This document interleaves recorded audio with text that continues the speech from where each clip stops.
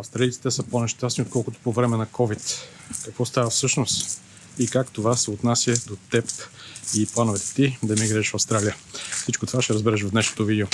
Всяка година Австралийският национален университет пита хиляди австралийци как се чувстват, дали са доволни от живота си тук в Австралия, и те отговарят с число между 0 и 10.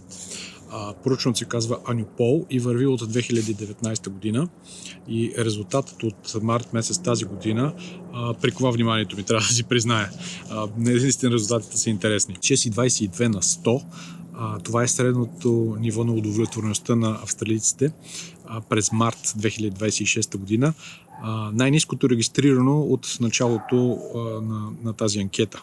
Има и предвид, че през март започнаха военните действия в Близкия изток. На практика резултата от тези военни действия все още не се беше усетил тук в Австралия. За да разбереш колко е ниско всъщност това ниво, трябва да разбереш с какво се сравнява то. По време на COVID, когато си спомняш, че всичко беше затворено, не можеше да се излиза от домовете, заведения бяха затворени, животът беше съвсем различен, можеш да загубиш работата си буквално за една нощ. Тогава неудовлетвореността на населението беше 6,52. Сега е дори по-ниско от това. Тоест по-лошо от локдауните. И то не е просто едно обикновено число, това е история на хора, които живеят живота си. Зад това число стоят хора, истински хора, с реални животи. Един на всеки 3 австралийци казват, че му е трудно да се справя с текущите си разходи на база на доходите, които той получава. Един на всеки 5 няма дори $2000, които е спестил за извънредни ситуации, които могат да възникнат в живота му. Проучването посочва 3 основни причини, 3 основна типа причини, които влияят на тази оценка. Първото е жилището.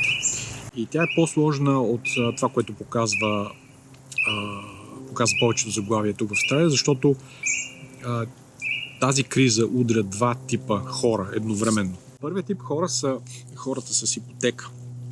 Ако си купил жилище през 21 или 22, тогава пазара беше съвсем различен.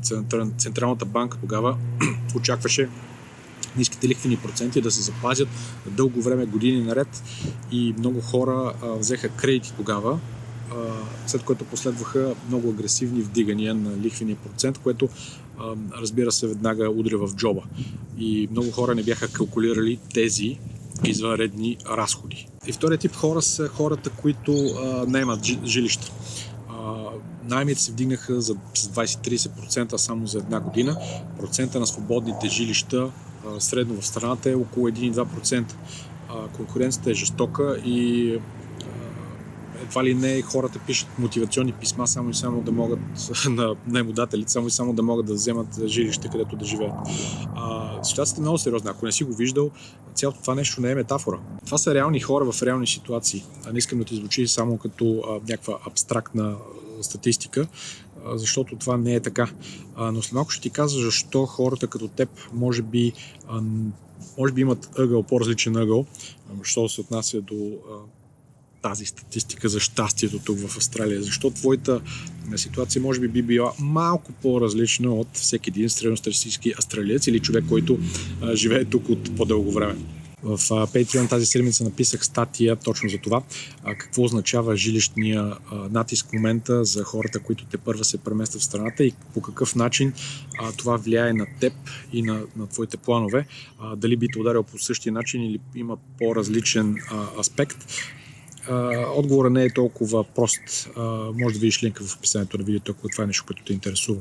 Втората причина, първо, която това ниво на удовлетвореност от живота в Австралия е нисък, е AI, изкуственият интелект. Страхът от изкуствения интелект се засилва.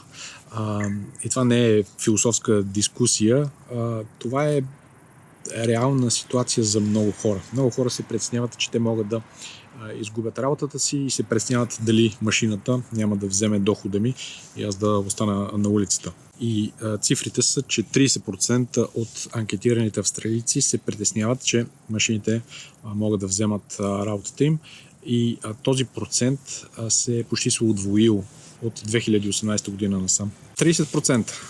Един на всеки 3 австралийци се притеснява, че работата може да бъде взета от изкуствения интелект, той да бъде заменен.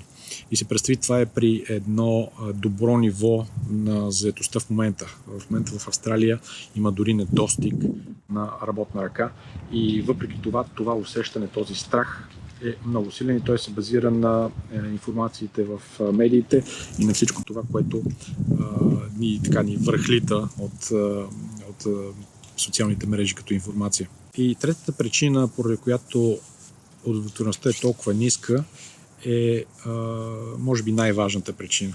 И тя е може би най-ясната причина. Тя не е просто едно събитие. Инфлацията през последните години се покачваше много. Лихвени проценти, разходи, всичко се вдига и на практика това удря в джоба и ти го виждаш всяка една седмица, когато парите излизат от банковата ти сметка. Това не е едно нещо, което изведнъж се случва, това е постепенно, но се натрупва с времето. И изследването го доказва, че този страх, тази неудовлетвореност, тя се натрупва.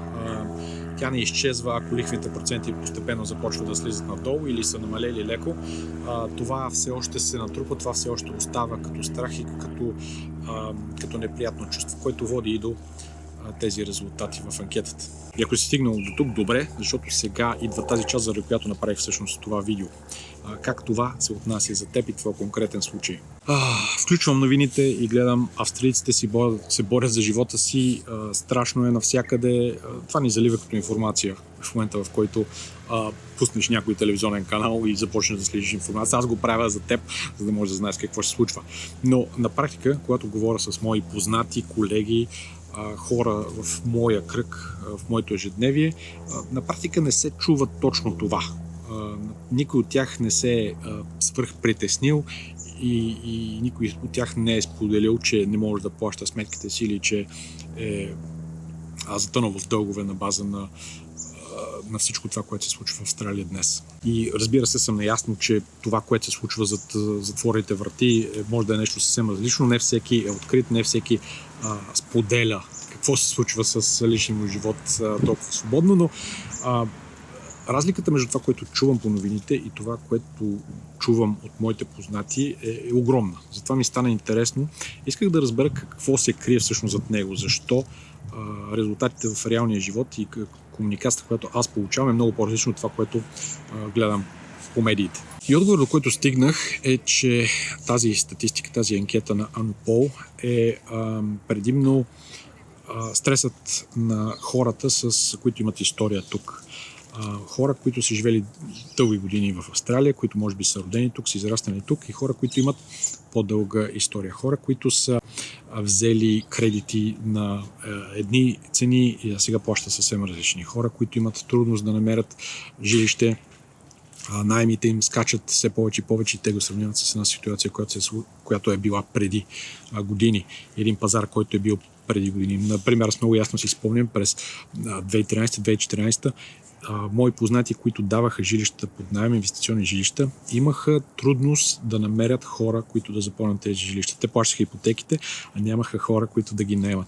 И това за тях беше много трудно. Сега ситуацията се обърна тотално различна и животът е много по-различен и много по-труден. Може би това сравнение с това, което беше и това, което е, кара хората да се чувстват несигурни и неудовлетворени в живота си тук. Ти обаче пристигаш тук в Австралия от съвсем различна позиция. Ти идваш от нулата. Ти идваш без история, ти идваш без всички то багаж, така да се каже. Нямаш кредит, който ти теглил преди години, който сега е скочил много пъти. Нямаш найем, който е бил вдиган 3 пъти в последните 2 години. Нямаш го цялото това натрупване и цялата тази негативност, която се е натрупала върху теб. Започването от нулата обаче не е много лесно.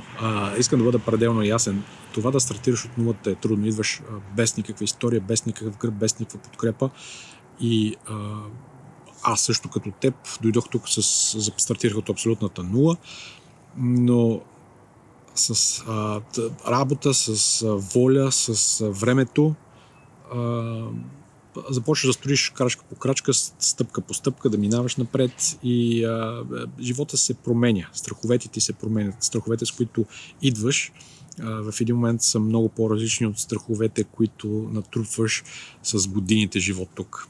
И страхът е реален и в двете ситуации, но страхът е много по-различен. Страхът, който тези хора изпитват на това нещо, което са имали и то лека по лека бъде разрушавано и те го губят, срещу страхът, който ти имаш, когато пристигнеш тук от това от неизвестното, от това да изградиш нещо и усилията, които полагаш и несигурността, която има свързана с тази ситуация, са много по-различни. Не мога да кажа, че един е по-силен от другия, те са абсолютно реални страхове, но усещането е много по-различно. Австралия в момента е под напрежение, затова няма съмнение. Данните са реални, но удовлетвореността от 6.22 от 10 тук в Австралия е много по-различна величина от 6.22 от 10 навсякъде другаде по света.